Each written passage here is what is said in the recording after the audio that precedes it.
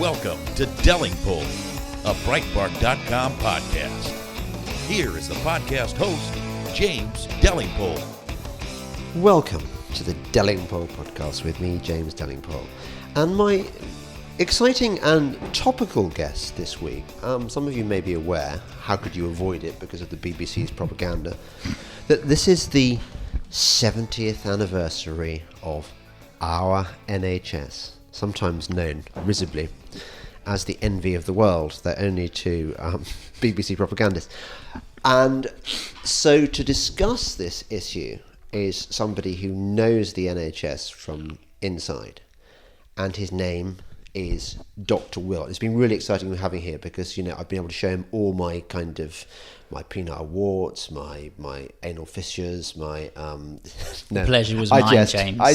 I haven't really, but it is always the temptation with the doctor. Will, do you find this at parties? Weddings, funerals, bar mitzvahs, yeah. People take me to one side all the time. Do they? Yes. And have you ever done that thing? You hear about doctors doing this where they suddenly spot the indicator that in somebody's eye or something that means they've got cancer or a brain tumour and they didn't know. I can't say personally. I've seen a few sort of Parkinsons tremors in people who don't know that it's coming on. Oh God, have I got Parkinson's tremor? You haven't got Parkinson's tremor, no, but I've seen it a few times. Have you? I mean, part of my job is to stick cannulas in people. That is to give you access to someone's, give you IV access, intravenous access. Yeah. And I often find myself looking at people's veins on their arms, thinking how good their veins are. Because some people's veins are really rubbish. I've got great veins. Yeah, so have I. That's why I let the medical students practice on me. Yes, well, you were telling me earlier before we started recording that when you were at medical school, they did not tell you how to put a cannula in, how to take a blood sample. We were taught in a very kind of ridiculous way how to take a blood sample. I kid you not. I think it was around the time there was a big MRSA rubbish in the media. Right. And they showed us a new way to take blood. Okay, and I kid you not, it involved 4 changes of gloves and 3 hand washes for each attempt. That's going to work, isn't it, in a practical setting? In a practical situation, when you've got a 7-hour wait, you've got a patient who may be flagging, or you need to get the bloods away quickly. You know what I mean? Yeah. And that was for every attempt. I mean, you've probably got. I'm better than most because as doctors, you get asked to do the difficult cannulations, the difficult IV accesses and blood taking. Yeah, so I'm pretty good at it. But some of the phlebotomists, they're pretty good at it as well because that's their job. But some of the, say, nurses who've got the certificate on the wall but don't like getting their hands dirty, sometimes they might treat it like a bit of a pincushion. Oh, you see, there again, I'm disabused of a notion I had, which is that I thought nurses, being as they must be doing this all the time, must be quite good at this kind of thing. Some are, some aren't. Right. It's a mixture. Some of them haven't even got the training. Some of them you can actually nurse and not be qualified to take blood. And goes right down to the other end of some of them who were absolutely brilliant. Is this the case? I've worked shifts and we've had no nurses who've qualified to take blood or get IV access. Now, this is probably a leading question, Dr. Will, but I suspect the answer is going to be yes.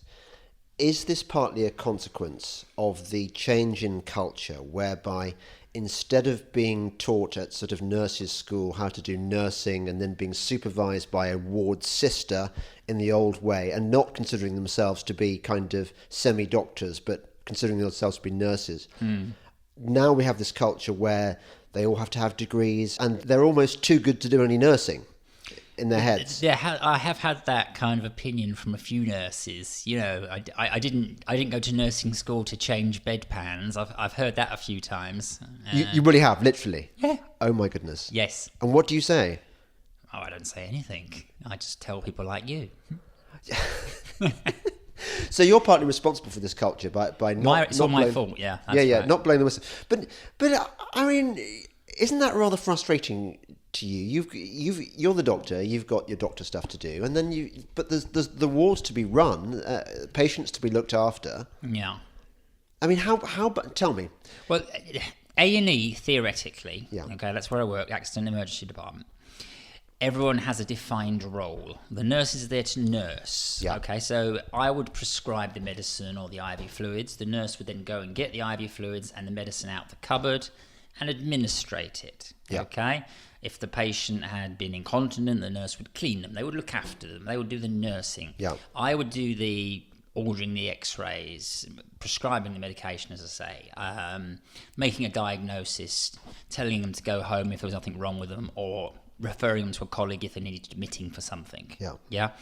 But I've found over the last few years, it's actually become easier for me to actually start doing a lot of the nursing stuff myself, because it's just so busy, and actually asking a nurse to do something tends to get you into trouble sometimes. And I won't say that about every nurse, because that's not true. Some are absolutely brilliant. But some nurses will, if you ask them to do an ECG for you, will say, oh, I'm not free for at least 3 hours. So I end up doing it myself. I end up dipping all my own urines for urine infections myself, because it's quicker. I just found that works for me. I often wheel my own patients down to the radiology department to get their brain scans done, because it's better than waiting an hour and a half for a porter to come. That works for me. And other doctors won't do that. Yeah. Other doctors think they're too big to put, too big round to push. Yeah, well, they don't like sticking a small plastic tab in a jar of urine, for instance, which has never really bothered me. It gives me an instant answer, and I don't have to bother anyone else about it and get crap off anyone else. Right. But there are still doctors, many nationalities of doctors in the NHS, as you know. Yeah. And there are differences, cultural differences. Right. But in what? Well, for instance, I would say like in India is still a very hierarchical society. Yeah. So when Indian doctors come, they often have a very kind of high opinion of themselves and a very sort of disparaging way of treating their people who are less qualified, or to the nursing staff. Oh my goodness. And a few of them have to be told off quite strictly. I bet the nurses love that, don't they? I bet. Well, my goodness. They don't love it. They tend to learn, or they don't last very long. Yeah. But that's been my experience with a lot of Indian doctors. Okay, but pick them out. I mean, the foreign doctors we're getting, are they up to scratch? Have they got the English skills, and have they got the technical skills? Some have, some haven't. Right. I have worked with a doctor from Belarus who was probably certifiably mad. Everything was a conspiracy theory. He said to me, I tell you, my friend, there's this village in Georgia. They all live 180 years old. 180 years old, I tell you. And he said this as if he was telling me 2 + 2 = 4. And then he started telling me about how the Americans were seeding clouds to make the Slavs infertile. And he was telling me this. Like, he believed it. Yeah? But how was his bedside manner, and how crap? Oh, really? Yeah. Well, we did have a patient with scabies once. Now, scabies is an insect infection which you often get between your fingers. Yeah. And I remember once asking him, "Have you seen scabies before?" And he said, "Yes, of course. I'm from Belarus." So he was good on scabies, he was good on scabies. But as a doctor, he was mad as a box of frogs. Now, the other Eastern European doctors I've worked with, Romanian, Polish, Slovakian, have all been pretty good. Right. And nurses as well. They've all been pretty good. Right. Their English has been very good. Their diagnosis skills has been very, very good. The ones that I worry about are the ones that come from the sort of Mediterranean areas. They're the ones I've had bad experiences with. What sort of southern, sort of North Africa, or? I've had a Spanish doctor who sent a patient home to their GP with an obstructed kidney. I've had a Turkish doctor who sent a lady home with bilateral cellulitis, which is a skin infection, which is often caused by like a mosquito bite, and then the bugs get under the skin, and you get this massive sort of red, painful, inflamed edematous leg, and it jumped from one leg to the other. And the woman's temperature was to 38. She was shivering. She was vomiting. And he sent her home with E45 cream and told her it was nothing more than a bit of eczema. Right. So we've had that. So and a few horror stories from people on holiday as well. Are we talking about the sort of southern Mediterranean temperament here, or are we talking about just a lack of training, or what? I just think it's a lack of training. From what I've seen of the few Spanish doctors, the Turkish doctor we had was an absolute nightmare. The Belarusian guy was mad as a box of frogs. But then on the flip side, as I say, the Romanian doctor that I work with, the few Polish doctors I've worked with have been absolutely brilliant. Because isn't it's that a mix? Isn't that part of the problem with the NHS? You just don't know what you're going to get. It's like the box of chocolates in in A&E, Forrest Gump. In A&E, you might get lucky and be seen by a consultant who's been doing the job for 20 years. Yeah. Or you might get unlucky and get be you. seen... Oh, no, you'd probably be lucky if you see me, actually. I've got my head screwed on, I like to think so. Yeah. But you might see someone who's like sort of doing a rotation on their first week as part of their junior doctoring, who doesn't know their arse from their elbow. Yeah. You know what I'm saying? Yeah. Yeah. And as I said to you earlier in the pub, when things start getting tricky and the going gets tough, you automatically expect your seniors to jump in and help you.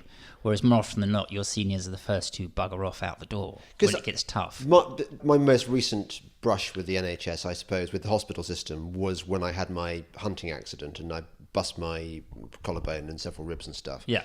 And my experience at Gloucester A&E was an absolute nightmare. I mean, I had to wait a long time, and they really didn't. They were very offhand with me.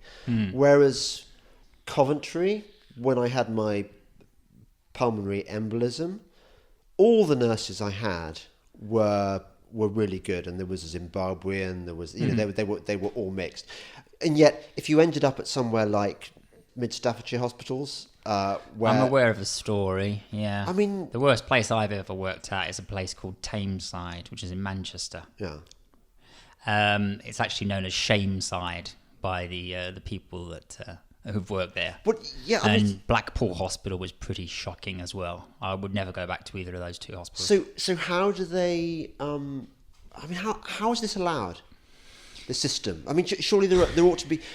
God knows, aren't there enough NHS administrators on our tax dollar, but supposedly ensuring that these places don't turn into kill zones? Yeah, I think you have to let's take a step back here. Okay. Yeah. Let's see what we're trying to do in an accident and emergency department, okay?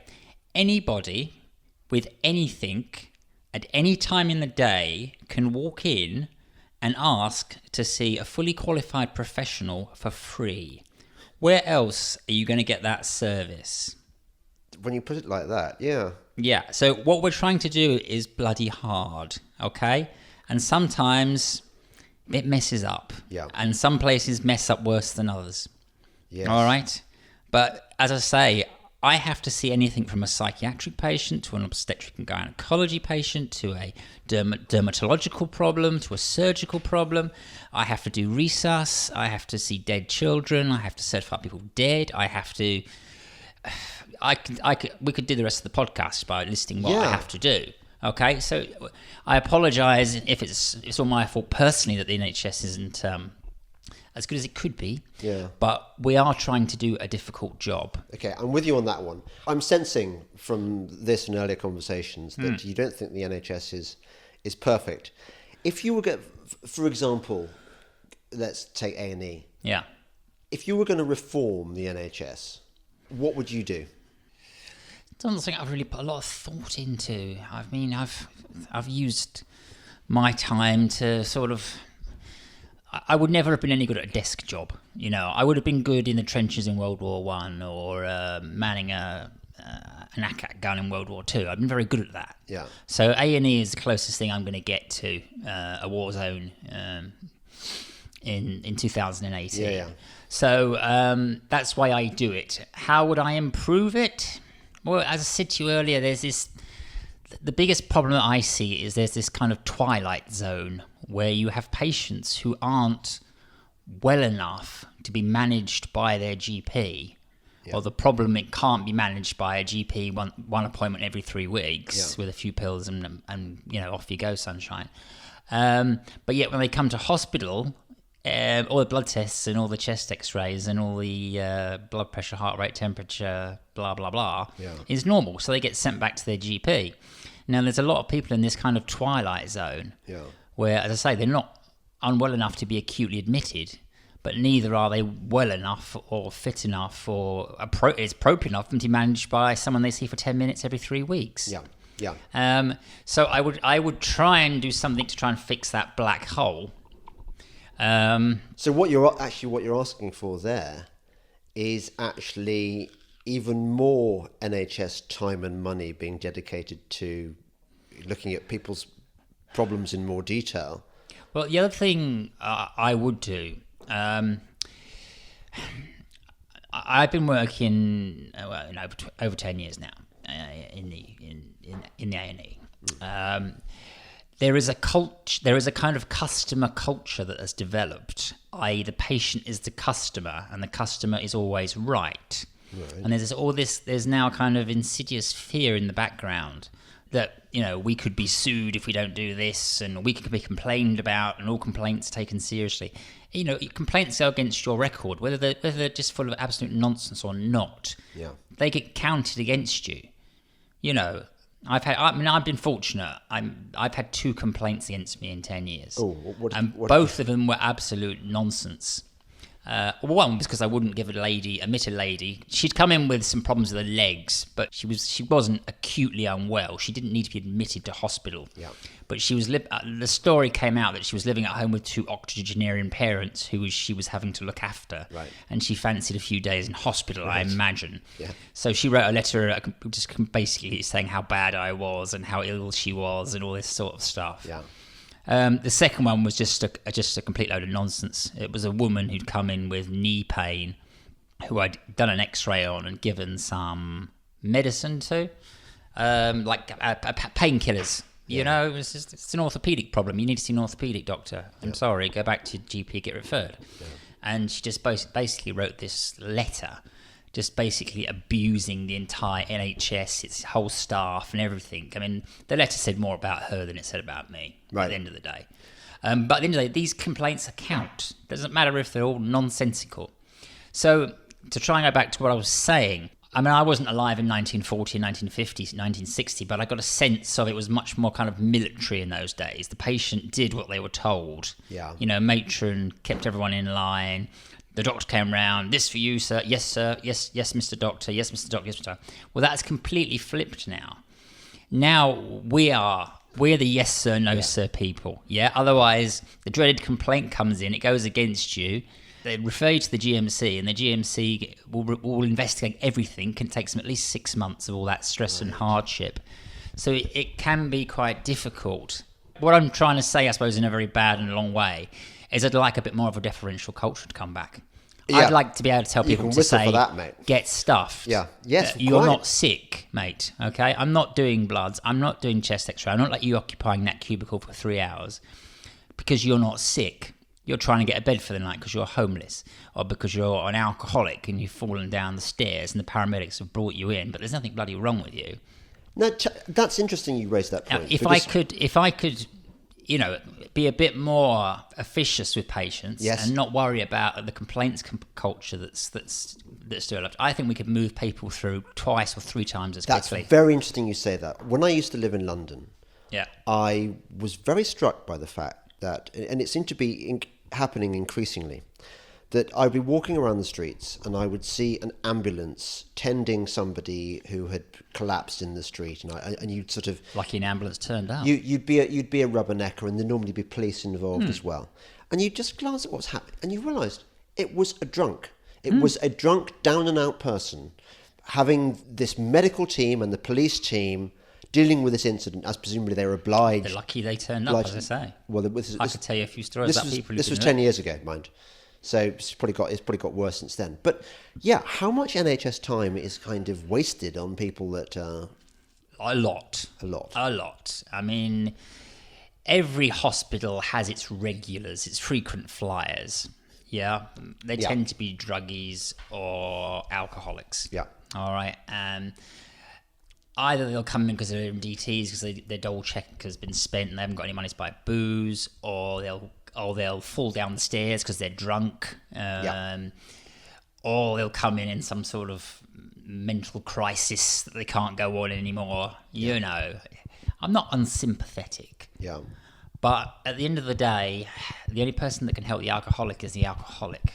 And, coming into my A&E after falling sort of don't know. It's a difficult one. If there was an easy answer, we would have found it by now. But I would probably say that 90% of the people don't use my service. There's a 10% that use 90% of the resources. Right, yes. You're listening to the Delingpole podcast, the special 70th anniversary Our NHS edition with Dr. Will. NHS. Dr. Will, more in a moment. Breitbart News Daily with Alex Marlowe. Censorship is a key issue here, particularly for people on the right. Do you think it was addressed adequately? Definitely not. It was useful to name check Diamond and Silk. It was useful to check even politicians who had campaign ads that were shut down. But in every case, Zuckerberg was allowed to essentially dismiss the case and move on. Breitbart News Daily, weekdays at 6 a.m. Eastern on SiriusXM Patriot 125. This is Delingpole, a Breitbart.com podcast. Here once again is James Delingpole. Welcome back to the Delingpole podcast with me, James Delingpole, and this is the special Our NHS 70th anniversary edition with my special guest, who's there on the front line in A&E, Dr. Will. Dr. Will, I know that you are of a conservative-ish persuasion because you listen to the podcast and you kind of agree with a lot of the sentiments expressed in it. One of my fears about the NHS is that because it's essentially built on a 1948 quasi-Stalinist model by one of the most left-wing governments in British history. I mean, I don't know why they get so much credit, because given that we had a perfectly functioning health system, in the Victorian era, we had course of leeches. We had some really good hospitals. Don't undermine my argument with your facile interjections, Dr. Will. There's much been written on this. We had a very very effective system of local hospitals founded by generous benefactors and run well. True. Then it got the whole thing got effectively nationalised by Attlee's government, socialist government, and we now have this hangover from that period, from that era, when healthcare needs were completely different, when the population died, when people retired at 65, died at 67. Exactly. So there weren't many years to be... Yeah, and the amount of treatments that were available 70 years ago were minuscule to the amount of treatments that we can do now. Exactly. So costs have gone up exponentially because we can do more. Yeah.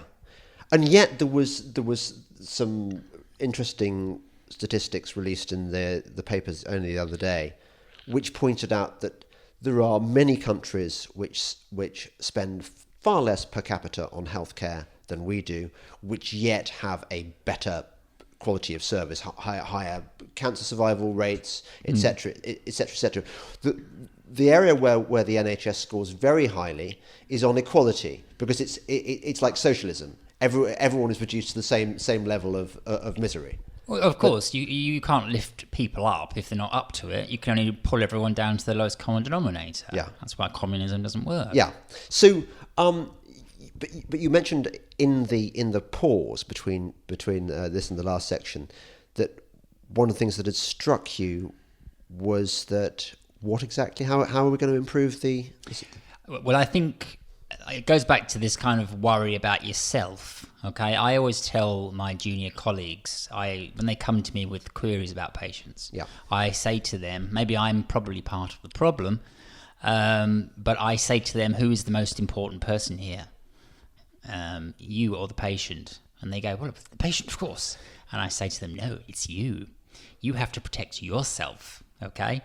So even though I know this patient almost certainly doesn't need a chest x-ray, almost certainly doesn't need an ECG, almost certainly doesn't need a massive full set of blood tests that can cost 50 quid for each single test, I tell them to do it anyway, just to cover their own backsides. Yes. Okay? So it goes back again to this kind of culture of, well, I suppose I'm part of the problem, arse covering. Well, but it's litigation culture, isn't it? You don't want to get sued. Well, understandably, hardly anyone actually does get sued. There's a massive fear of being sued, but I've never met anyone who's been sued. I've met people who've gone in front of the GMC and have gone through the process and had a slap wrist now and again, but I've never met. Well, I have met one doctor I describe as a criminal, but maybe we could talk about her Right. at some point. Well, yeah. Actually, the story that's emerged of the woman doctor who was losing a large number of patients. Well, it happened. I can't give too much away. I can't break confidentiality, and I know what happened. Basically, one of the perks of being a junior doctor, your first year out of medical school, is if a patient dies and is going to be cremated, the family have to purchase a cremation form, okay? It's 85 quid. Well, when in my day it was about 75. I think it's about 85 quid now. Yeah. So one of the perks of a junior doctor, you get to do the cremation forms and pocket the 85 quid. Do you really? Yes. That's real? That is seriously real. So it's in your interests for your patients to drop dead. When one of my first rotations was haematology. We had cancer patients, leukemia patients. I was there for 3 months. There were 16 patients on the ward. 3 months later, there were only 2 of them were alive. And I got all those 14 cremation forms. So I made over £1,000. You're supposed to declare it to the taxman, but no one ever does. But how? Sorry. So there is a kind of almost absurd vested interest in seeing patients die as an F1. Right. I mean, We're not suggesting that happened in any kind of specific cases going on now. The specific case that happened one weekend when I was on call. Okay. This is in a different hospital to the one in the news at the moment. We're not talking. Okay. Now, what happened this weekend? Okay, was there can be a little bit of competition between the junior doctors, particularly if there's 2 or 3 of them on a large ward, over who gets the cremation forms, because it's money. This is so sick. I know, but it's true. Yeah. Now, what happened this weekend? I was on call with the medical team. Okay. Yeah. I was the junior. I had a senior house officer above me, who was the crook. I had a registrar who didn't get out of bed all weekend, and we had a consultant who was on the end of the telephone and didn't like to be disturbed. Yeah. So basically, me and this crook were running the hospital ourselves, me after being out of medical school for about 8 months. Right. I think we had about 9 deaths that weekend. Okay. Now, the cremation office, where you go to do the cremation form, is not open on a Saturday and Sunday. So what the crafty cow did was all the patients who died that weekend, she took all their notes and obviously stuck them in the boot of a Vauxhall Astra. And then suddenly, patients are dead, their notes are missing, the whole hospital is going into lockdown, directors are being called in and, we've lost 9 sets of dead patient notes, where have they gone? Monday morning, she turns up at the cremation office with all 9 sets of notes, proceeds to do 9 cremation forms, pockets £700, and carries on as if nothing's happened. So I go to the cremation lady and take her to one side and explain. And she said, I think you better keep that to yourself. They're just glad to have the notes back. Oh, yes. Do you think that this would happen in the private sector? Is this not the kind of thing that arises? Well, I don't know about whether the law stands about cremation forms. It's about pacemakers, because apparently pacemakers explode if you cremate a body with them, and they can be quite dangerous. So the certification is basically that the patient hasn't got a pacemaker. Right. So there's obviously going to be some sort of legal requirement if you're going to cremate a body to have that form done. But where ultimately is this money? This is taxpayers' money. Well, it's taxpayers' money, and it's going into junior doctors' pockets. But 80 quid? 85. It's about, well, I think it was 75 in my day. I think it's pushing 90 quid now. We're talking a large number of people who must die in hospital. If you're on requiring these if you're on a respiratory ward where they drop dead in 5 minutes, you could probably lose 10 patients in a weekend. You could probably lose 15 patients in a week. Some serious cash can be made on the side. Is it a bit like the Goa police all want to be posted to the coast where the tourists are, where they can bust them for drugs? Is it a cash cow? Everyone wants to be on the respiratory ward because in fact, it's actually the opposite. Is it? Actually, no one wants to be on the respiratory ward because they all get so sick so bloody quickly. Okay, because if you can't breathe, you've got about 2 minutes. Whereas that's why my pulmonary embolism was so dangerous, I suppose, because it's why it's such a big killer. Yeah. So the respiratory ward is the job you want to avoid. The job you probably want to get as a junior doctor would be some sort of nice, quiet dermatology ward, or maybe an orthopedic ward if the orthopedic... No, I take that back, actually. Orthopedic wards are a death zone because the orthopedic doctors aren't any good at anything other than hips. Right. But yet, the 98-year-olds don't just come in with broken hips, do they? No. But they're not interested in when they get sick or they get septic or anything like that. So the orthopedic wards used to be terrible for patients dropping dead because the orthopedic surgeons, i.e. the consultants, were only interested in the hips and the knees and the ankles. And the poor old junior doctors were getting left to manage these 100-year-olds in heart failure, kidney failure, brain failure, whatever you like. So yeah, a cushy little dermatology job, perhaps. Maybe a general surgery job. That was quite an easy one. We had quite a nice surgeon. For a surgeon, he was quite nice anyway. Yeah, there's still a bit of a Victorian culture around surgery, particularly orthopedic surgery. A lot of bullying of juniors still goes on, lots of abuse and stuff like that. Is that It's better than it was. People who call themselves Mr. rather than Doctor, they tend to be quite high and mighty. They can be a bit up their own backsides. Well, not as a general rule, but there's a higher proportion of people up their own backsides in the orthopedic profession than, say, in the medical or the dermatological or the obstetric branches of medicine. Right. Tell me, I know that the NHS is short of beds. And my experience when I had my pulmonary embolism, I think I was in a ward of had about 6 beds in it. And I would say, I was the only patient in that ward who had a genuine acute problem that merited a place in the acute ward. Everyone else was an old person who had bed blocking. Bed blocking. Some of them had dementia. I remember working in the night as one sort of shat himself, and a whole bevy of nurses had to come in and clean up. He was sort of ranting and raving. They were nice old boys, and I felt sorry for them.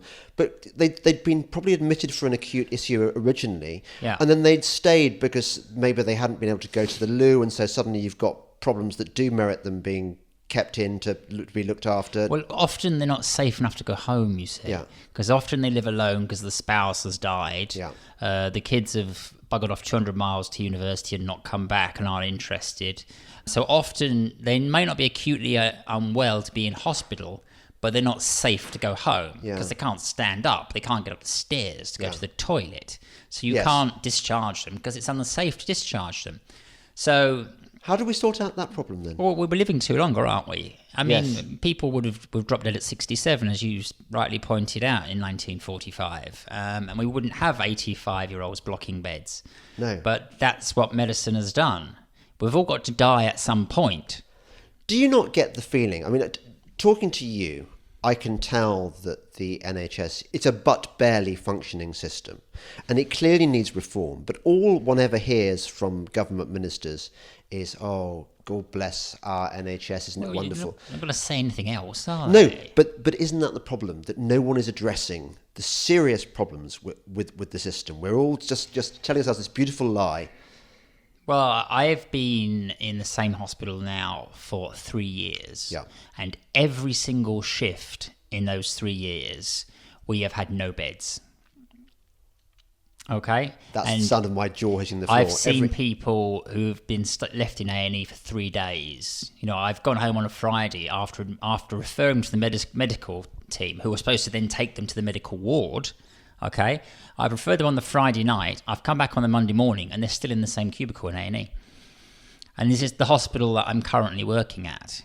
Oh my goodness! I won't tell you the name of it. No. But it's one of the worst performing hospitals in the UK. But we have never, ever had beds available when I've started my shift. It's always been one out, one in.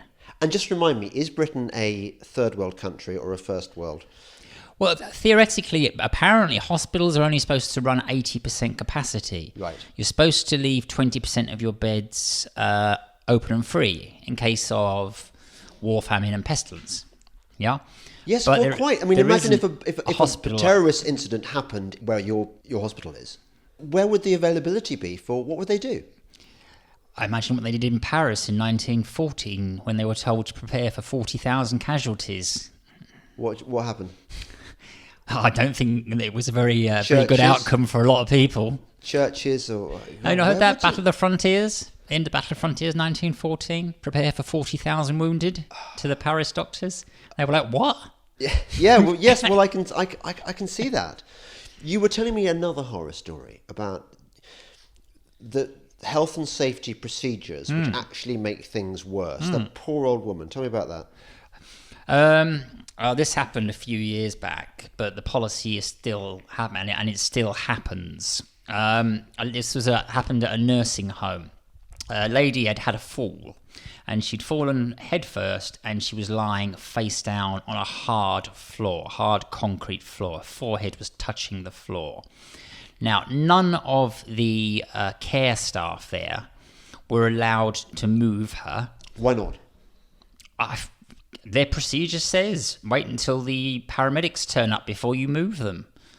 Presumably in case they've got like a neck injury. But where would this procedure come from? Presumably there's some sort of... There's obviously a policy that the home has that none of you are trained, trauma trained. So but they wouldn't you have to wait for the ambulance to turn up. None of you are allowed to touch her just in case she has a spinal injury. Right. Okay. So anyway, they phone the ambulance, and then the conversation goes something like, "Oh, well, is she acutely unwell? Is she unstable? No. Have you done a pulse? Is okay? Is she breathing okay? Is she fully conscious? Yes. Okay. Well, we'll send an ambulance when we can." And the ambulance turned up 13 hours later, and she'd been left lying face down on the floor for 13 hours.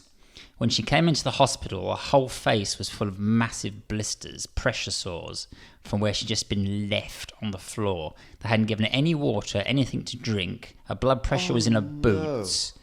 All because of the health and safety culture and the fact that it took 13 hours for an ambulance to turn up.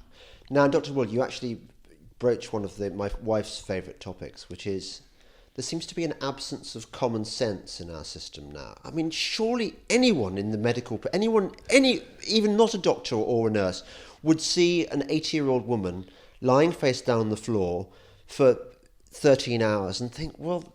Yeah, but these were nursing home staff. These were possibly Filipino, Eastern Europeans getting paid minimum wage to... And they've got their orders supposed to follow. Yeah, and they're looking after number one as well. If they move them and there was a spinal problem, they could have got themselves into trouble. You're right, though. Common sense has to come into it at some point. You're going to do more damage by leaving someone face down on a floor for 13 hours than you are by risking...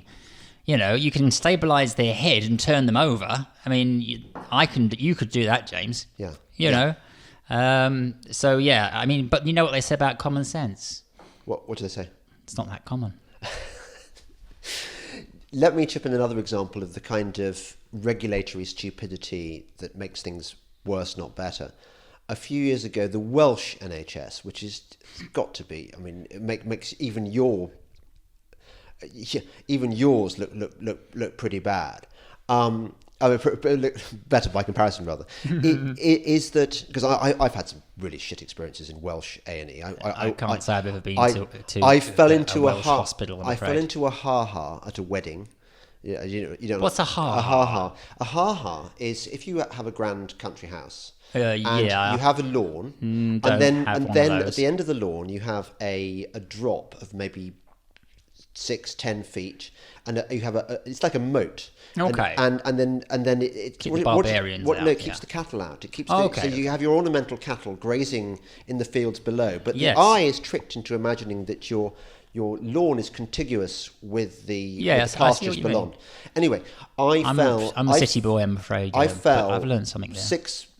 6-10 feet in the dark into the ha-ha in Wales, and ended up in Abergavenny Hospital. Were you under the influence of anything at the time?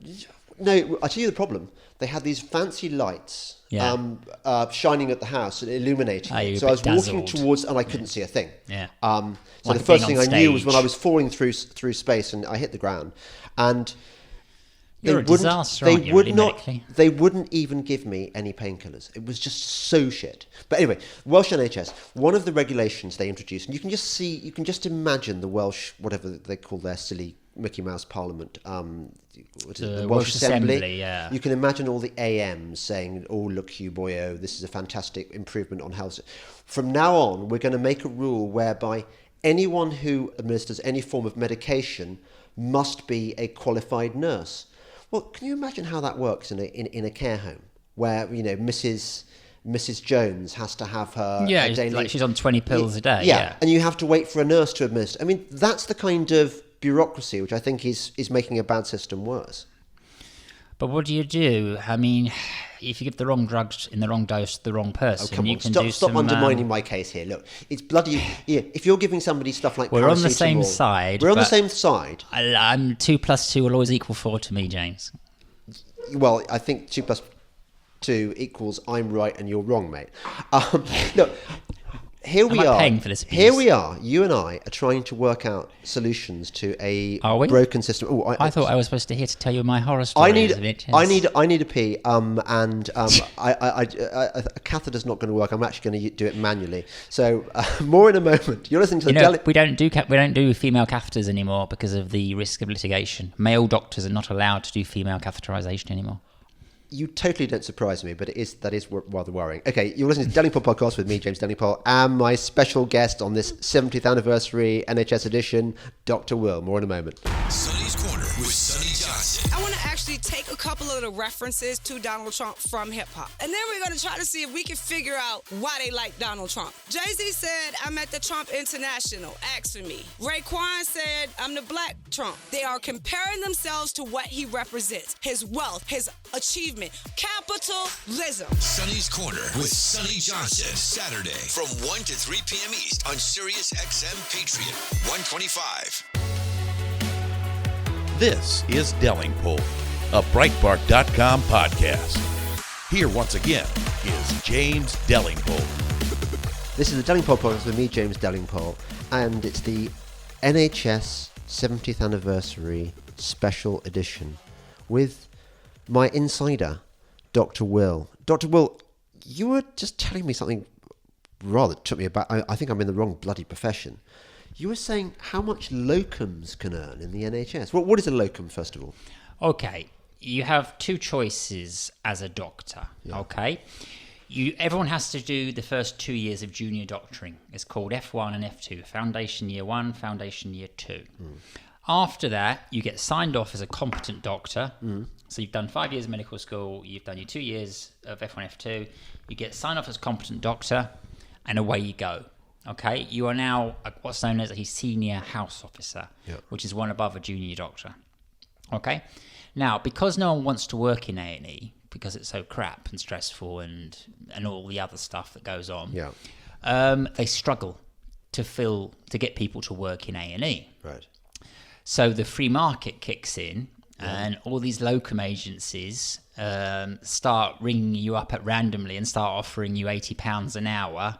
You know, you run yourself as a limited company, so all that £80 an hour goes in your pocket, and of which you maybe pay a small proportion back at the end of the year to the government after you've been as creative with your expenses as you possibly can, and you can make rather a lot of money. Well, if you're a consultant, you could probably make £100 an hour. Right. Now, if you're on call for a weekend as a locum for 72 hours, if you're on call, you probably might make 50 because you're not actually there. You're on the end of a telephone. Yeah. But if you were actually there, Yeah. if you did a 70-hour week, they might pay you £100 an hour.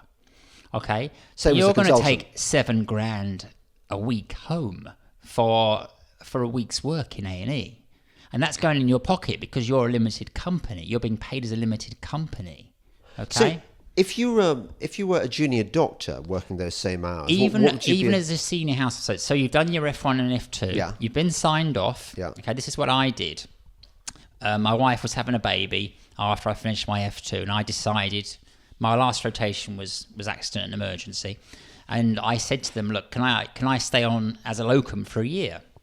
And they said, fine, we're short of locum doctors. We know you can do the job. We'll pay you £50 an hour. Anyway, the junior doctors still work quite long hours. It's not like the old days when they didn't go to bed for 100 hours at a time. But I was doing 70-hour weeks. 70-hour weeks times £50 an hour going in your pocket. I was taking home £3,500 a week after being qualified for 2 years. Oh, how do I get to be a doctor again? Can I transfer? Well, they've buggered it up now, you see. When I went to medical school, how can I say this without the GMC striking me off very quickly? When I went to medical school, I was slightly older than 18. Yeah. Okay? I'd done a degree before. Mm-hmm. In those days, you could still get student loans for a second degree, and the tuition fees were £1,000 a year. Okay? Nowadays, if you want to do a second degree, you can't get student loans, and the tuition fees are about 10 grand a year. So if you want to go to medical school, James, you probably are a little bit too old, I'm afraid. But I think that they're remunerated what's about 45. And also, don't I need a... But you'd have to fund it up front. Yeah, and I you'd think have I to might find need 50 grand. I might need biology, chemistry, physics, maths. Actually, a degree. I mean, I've heard of someone who got on with a degree in music. Oh, well, English literature. I mean, she had. I've read books about. She had to go back and do medical A-level biology. Yeah. Yeah. But yeah, she basically got in on the back of a degree in music, a 2-1 degree in music. Do you know what? I think actually it wouldn't be a bad idea that if you had people like me being doctors. Because, okay. Well, if you've got 50 grand up front and you can support yourself while you're there with another 50 grand, probably more that you'll need for 5 years, you can go. Okay. I mean, the vets that I met later on who were funding themselves, they reckon it was costing them 100 grand to train as a vet. Yeah, but look at the upside. Well, the beauty of what the vet can do is they can work for themselves. They can be a boss. Just tell me, though. I have to have a boss. Going back. So we, the taxpayer, are paying people £100 an hour, possibly, to be locums. There surely has to be a more cost-effective way of doing it. I mean, isn't locum a kind of premium rate? The free market has kicked in. No one wants to work in A&E. So the cost of getting a doctor to work in A&E at 3 a.m. on a Sunday morning will go up to what the market rate is. And the market rate for a consultant to go and work in a dodgy hospital at 3 a.m. on a Sunday morning is about £100 an hour. But I'd be interested to see how that works in other countries, how it works in Singapore, for example. I mean, I think the government have recently announced they're going to make it easier for doctors from places like India to come here. Yeah. And I think that's part of it. I think they'll all be channelled into places like A&E. Yeah. But their quality will vary. Right. It is actually an argument for having more Eastern Europeans, isn't it? For Romanians, because I mean, the wage differential. But the trouble is, they sniff it out as well. They suddenly, you see, what was happening was when I was an SHO doing that first locum year, I was making twice as much money as the consultants who'd been there for 20 years. And it was causing really bad feelings. Well, I can see that. Yeah, that's wrong. But other doctors were starting to sniff it out, and they were all dropping out and then coming back into the same job on 3 times the money. Of course they were. So, tell me, is the NHS top heavy with management? I'm underqualified to answer that. I don't know much about the management. That kind of because you're just thing. So busy kind of firefighting, you haven't really got time. Yeah, that is it. Yeah. Basically, one thing you said the right word. Actually, that's how I describe my job. I'm basically running around fighting fires. Yeah. And one thing I do miss is I miss that ability to be creative. I admire. I'm jealous of people who can build something or create something or do an incredibly good podcast like yourself. Yeah, exactly. Well, you're creating something, aren't you, James? There's something for the historical record there. All I'm doing is running around putting very small plasters on very large wounds. You're saving, but am I saving lives? I don't know. Have you ever actually? They all die in the end, James. I'm just prolonging their agony. Have you ever? That's what they do on the respiratory ward. They just prolong their agony. These people would have dropped dead 10 years ago. We're just keeping them alive in absolute agony and sticking pins in them every 10 minutes. All right, but cynicism aside, Dr. Will, have you... Cynicism is the truth. Allowing your moment of glory, have you ever saved anyone's... Have I ever saved anyone's life? And been conscious of having done so? I probably save... maybe 20 to 30 people's lives a week. Do you really? Well, compared to if this was the 15th century. Oh, I see. Yeah. Yeah? Yeah. Because let's say you come in and you're septic, you're infected and you're shivering and your blood pressure's falling, you're going unconscious. You're not long for this world. So what do you do? Well, in the 15th century, someone would probably have put a load of leeches over you and bled you and given you the last rites. Right. I can go into the drug cupboard, pull out something called tazocin, which is basically bleach for microbes. Yeah. I can stick a bag of fluid up. I can pump a load of blood into you if you've lost a lot of blood, and very quickly you'll get better. Okay. Yeah. Okay? Yeah. So technically I've saved your life. Yeah. But I never really think about it that way. I don't sort of go into the toilets afterwards and high five myself, and it's just like, you're septic. Yeah. Okay, you need Taz fluids, IV paracetamol. We need a set of bloods. We need chest X-ray. We need ECG. We need bang, bang, bang. Yeah. Yeah. And then on to the next one, and on to the next one, and on to the next one. Yeah. But as I say, if this was the 13th century, then I'd be pretty hopeless. Do you watch, by the way, any medical TV dramas? No, I cannot watch it. I don't know, I'll give you a good example, but I spend my life in an A&E hospital. I spend, apart from the time with my family, obviously, and the last thing I want to do is watch it again on television. And the ones I've watched are always so bloody dramatic. Yeah. And it's like, and here comes the doctor to give them the IV fluids, which will save their lives. And to me, that's just like scratching my bum, but it's like, it's kind of put together as if like this is just sort of, sort of building a fusion bomb or something like that, Yeah. Put a man on the moon. Can I say, Dr. Will, it's been absolutely thrilling having you on the podcast, and you've been brilliant on the... If I was scoring your performance, I would give you... Out of 10, I would give you 11 for your stories about being a frontline A&E doctor, and I would give you about... I've only told you a tenth of it. Well, you can tell me a few more. Tell me another one before we go. But I would give you about a 2 for your analysis of how we fix this mess. I wouldn't disagree with that. I think you scored me rather highly, actually. All right, It's not in my interest to fix the NHS. I'm on the gravy train, Yes. James. It's my interest for it to fail, for less doctors to want to work in A&E, because my hourly rate goes up. Yeah. I mean, I've got to be honest. Do you know, it's funny. Sniff it out anyway. It's funny you say that. I've got a friend who is a criminal QC, and he says exactly the same thing. He says, look, I want more Islamic terrorists and sort of criminal immigrants coming in, causing all manner of trouble. I want things to get worse because it's more work for me. Yeah. Well, how about we do Eastern Europeans then again? What? Eastern European patients rather than Eastern European staff. What? Are they a peculiar breed?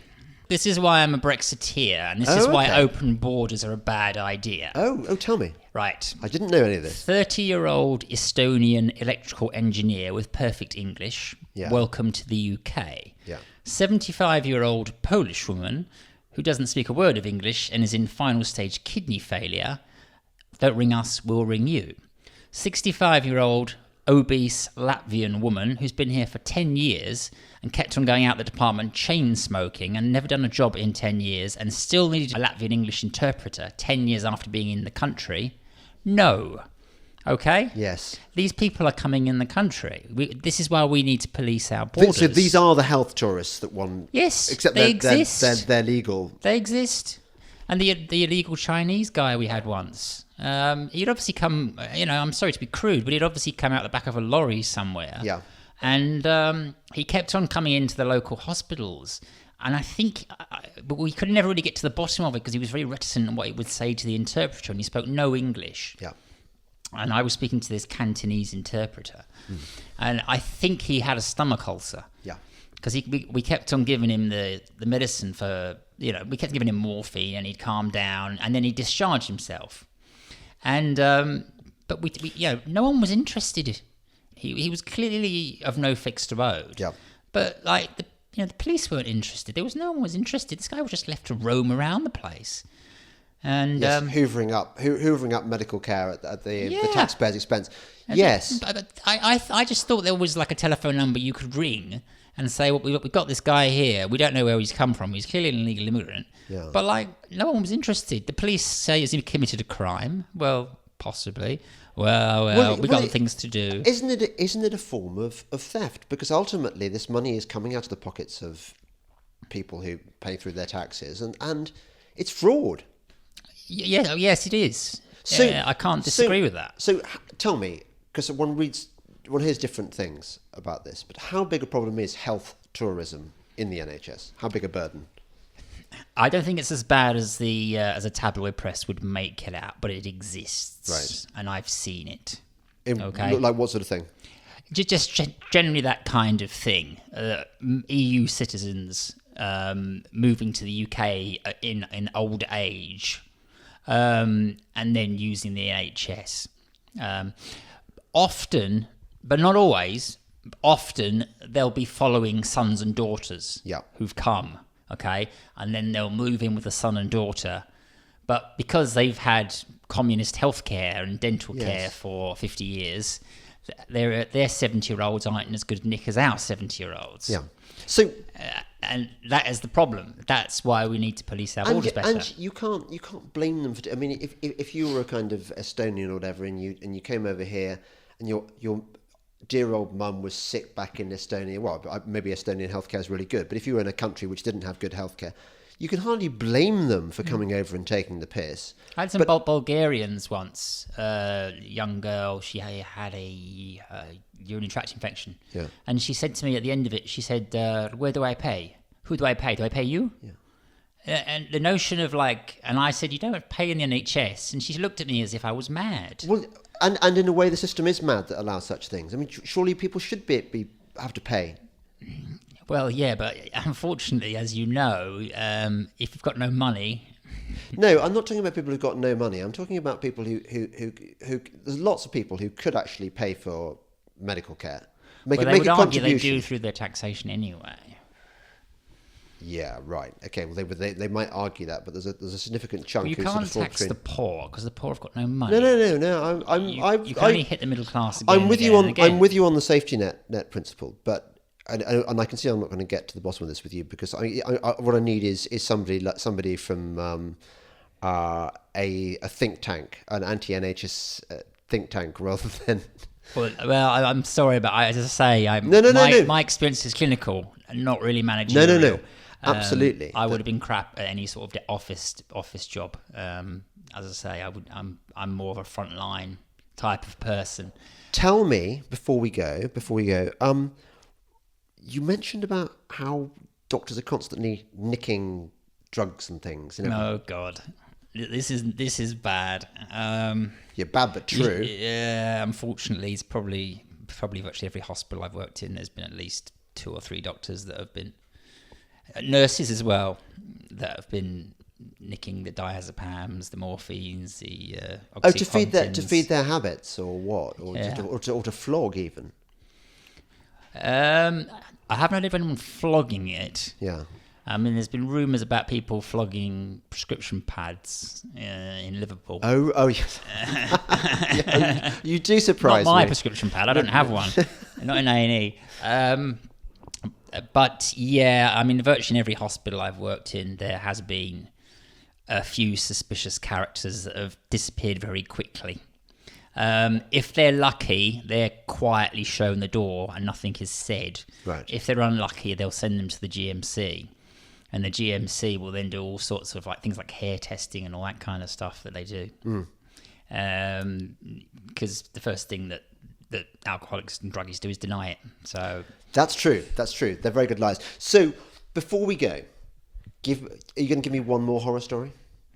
Well, I remember the guy who he was bleeding through his penis. He had a urological problem. Oh, yes. And his hemoglobin, his blood count was dropping and dropping and dropping, and we couldn't stop the bleeding. And normal human blood count is between about 115 to about 150. Okay? This guy's blood count had gone below 70, and he was starting to go pale. His blood pressure was starting to fall. He needed to go to urological theatre immediately. Okay? Yep. This is 3:00 in the morning. Yep. So obviously I'm a junior. I'm the dog's body. I can't do the surgery. we have to get the consultant. Yeah. Okay? Or his junior registrar. Yeah. The registrar's phone was turned off for 3 hours. The consultant kept on telling me to ring the registrar. Meanwhile, this guy's hemoglobin is dropping and dropping and dropping. About 8 o'clock, this guy's clinging to life while all this stuff's coming out of his John Thomas. And I finally get the registrar on the phone and say, look, this guy's going to die in an hour if you don't get him to theatre and we don't pump more blood into him. Because as fast as we were pumping blood into him, it was coming out of him. And he said, well, yes, but I promised to meet the consultant in the Costa Coffee. I said, please come. And anyway, about 10 o'clock, he came down in all his scrubs, rubbed his hands together and said, right, where's the patient?